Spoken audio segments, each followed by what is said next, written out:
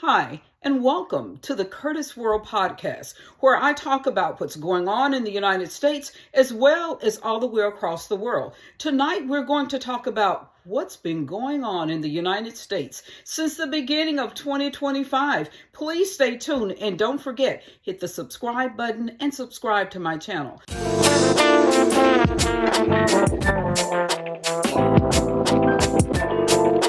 I wanted to talk about what happened in New Orleans, the terrorist attack that we just had on January 1st in New Orleans. Now, the irony of that situation is I follow so many people, especially here on YouTube and on other social media sites, and they have been telling us that things were going to happen. As a matter of fact, there is one man, and he said, what's going to happen in 2025, we are not ready for, we are not prepared for. And I kind of ignored it, even not completely ignored it, but I also said, well, maybe it might not be that bad.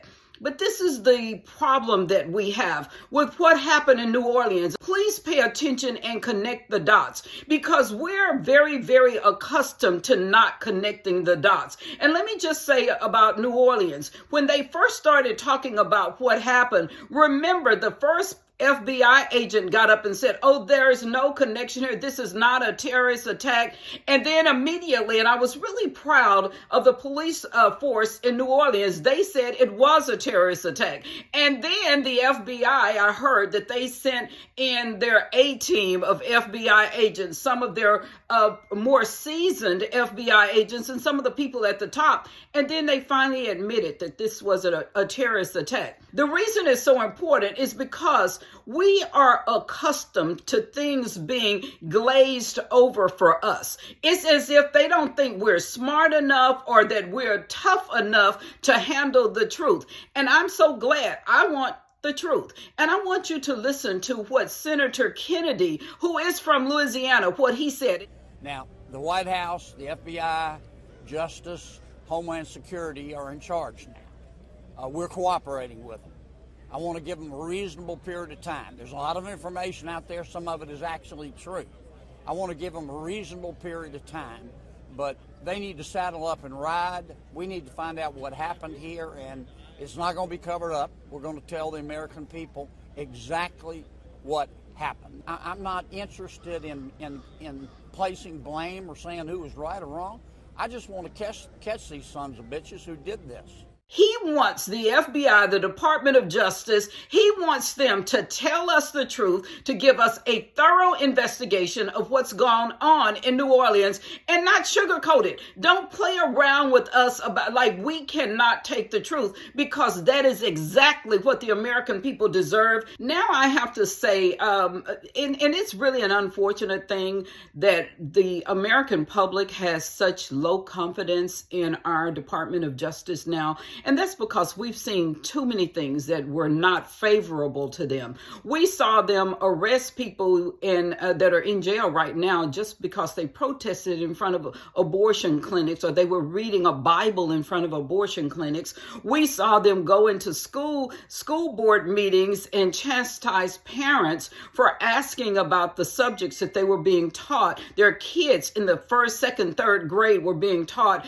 in school. And so now the American people, by and large, have very little confidence in the agencies that were really designed and that are funded to protect American citizens. So therefore, everybody is out here saying, you know what, I don't care what they say. Now, somebody tell us the truth. And that's basically what Senator Kennedy just said. He was like, don't sugarcoat this. We want the truth. And the one thing that he said, and I do agree with him on that, and I do not believe, and I'm not saying this, that every FBI agent has a problem. I am not saying that they're not good. I believe in any institution, you're going to have all kinds of people. You will have the good, you will have the bad as well. I don't care where it is, what company it is. But anyway, I am glad that he gave them the responsibility to investigate this to the utmost and bring us the truth. Tell us the truth. Because now the unfortunate thing is that we have social media. That's unfortunate for them. It's not unfortunate for us. It's extremely extremely fortunate for us that now we have social media so we can find out what's going on in our country for real. And it's really a shame that we do have to depend on each other, that we feel that we cannot depend on our legend media to tell us the truth. And let me just talk about that for a second. The reason we don't depend on them anymore and we don't trust them is that we do understand that all legend media is basically owned by the same company. They're either owned by BlackRock or Vanguard, one of those companies. And we do know, based on testimony that they have given, even testimony from people like Mark Zuckerberg, that owns one of the largest social media sites, that they were influencing what we could be told and what we couldn't be told. We know the history is that since they were established, that the American people are told a story instead of the story. We are always told their truth instead of the truth. And because of that, all of us question them and question what they're doing and what their motives are. And so now, this is my question about whatever happened. Now, I also looked up information about the person that actually did these crimes in New Orleans. His name is Shamsa Jabbar, I'm sorry. And I was very shocked to find out that a man like this would carry on this type of terrorist attack in an American city. He was born in Houston. He worked for one of the major companies in Houston. As a matter of fact, his video that you will see, he was like a realtor, and a very good video. And you would just think this is the guy that sits next to you in a class or whatever. He works, his office is right next to you. You would never suspect a person like this of doing something so heinous in this country. Good evening. I'm Shamsuddin Jabbar, property manager with Blue Meadow Properties and team lead at the Midas Group at Core Realty. I just want to say hello and let you know a little bit about me. So I'm born and raised in Beaumont, Texas, and now live in Houston. And I've been here all my life, with the exception of traveling for the military, where I spent 10 years as a human resources specialist and IT specialist, where I learned the meaning of great service and what it means to be responsive and take everything seriously, dotting I's and crossing T's to make sure that things go off without a hitch. Now, to me, this person does not look like a person that would take a car and just ram it into people that are just there to celebrate a New Year's Eve or that's there to celebrate a football game. You know, you think about it, all of the people that are here for were in New Orleans for the Sugar Bowl, those were just regular people, just kids that college-age kids and their families and alumni from those from those colleges that are there to celebrate a New Year's Eve. And then you have to ask yourself, what would make a person do something like that? And then you look at his background. This person was in the military, in the U.S. Army from 2007 to 2020. And you have to ask yourself, why would a person like that go to this level? What made a person like that go to this kind of level? And you know, I hear people say that maybe he was radicalized, and then you have to figure out, what is radicalization? What does that mean? It basically means that a person was taught to hate. It's taught behavior and taught to hate. They are programmed through several methods to do things that they would never do or never think to do, or no one that would ever think that they would do. And that's very unusual for this country. I listened to an expert, Sarah Adams, and I wasn't aware of this, but you know, we've never had suicide bombs in the United States. And that's because we were separated from a lot of the activities that we have seen are terrorist activities that we have seen all over the world. We have been separated from them because we were separated by an ocean. We were separated because of the proximity. We were in that close proximity to areas where you see this happening all the time.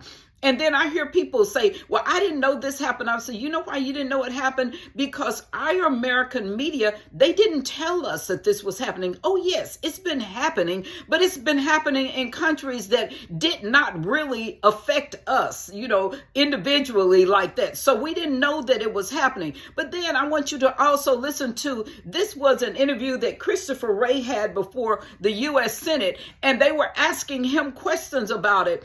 And listen to what he said. He was about sleeper cells of terrorists in the United States. Are you still searching for people in the United States that we know match the terror watch list? I'm not sure I can answer that here because it's a constantly moving Director target. Wray, Yes. are there people that match the terror watch list that were apprehended by CBP that the FBI and other agencies are searching for in the United States? There are certainly individuals who are the subject of terrorism investigations that we are searching for. Are there Whether or not they're people- people, to me, I guess the distinction I'm drawing is, well, there's obviously a lot of focus on the watch list itself. One of the things that, and I've tried to be clear in my testimony here this morning, one of the areas that we are of concern is individuals who once here, information later comes in. Are there people that identifies you that don't? those Are there we people have- you don't know where they are that the FBI is searching for today? Yes. Yes or no? What do you think has happened now that they say now we have almost 200 million illegal immigrants in this country? And we know they said now that they know that over 20,000 people that may have those kinds of tendencies are in our country right now, and they don't even know where they are.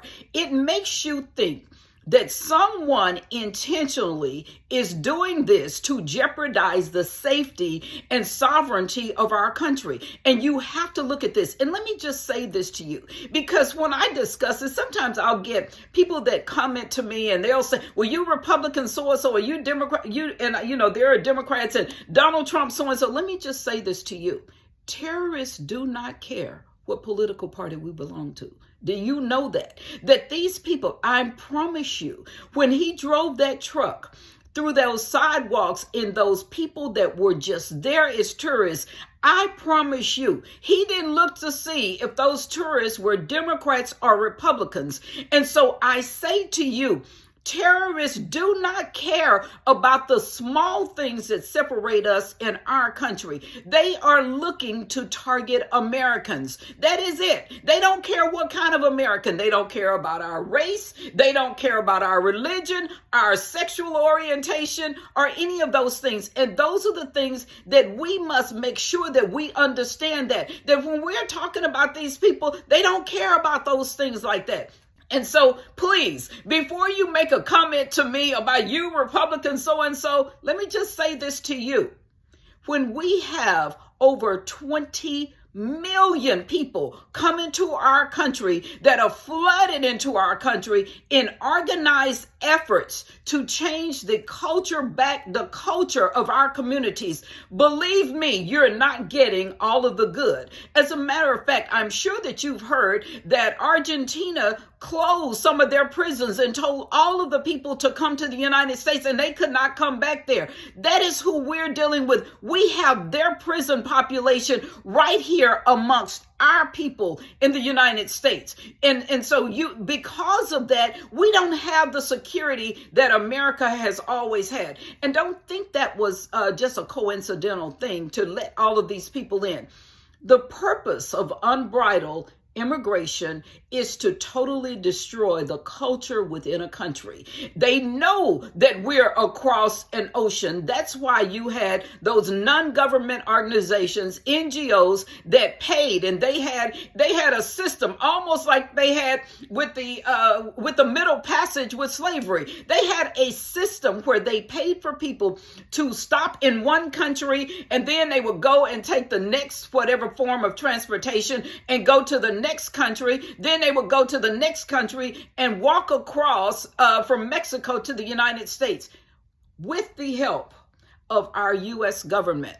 Understand that at any time, President Biden could have stopped this. At any time, our border czar at the time, who was Kamala Harris, could have stopped this, but they didn't. So therefore now you have people like this man that just became radicalized. And the thing about it, I'm speaking early. This just happened yesterday. So I really don't know. And I'm sure there will be a lot more information. And I'm so glad they picked Senator Kennedy is not going to let this pass. I'm so glad that they have a good U.S. senator that's going to hold their feet to the fire and make sure that they are continuously protecting American citizens.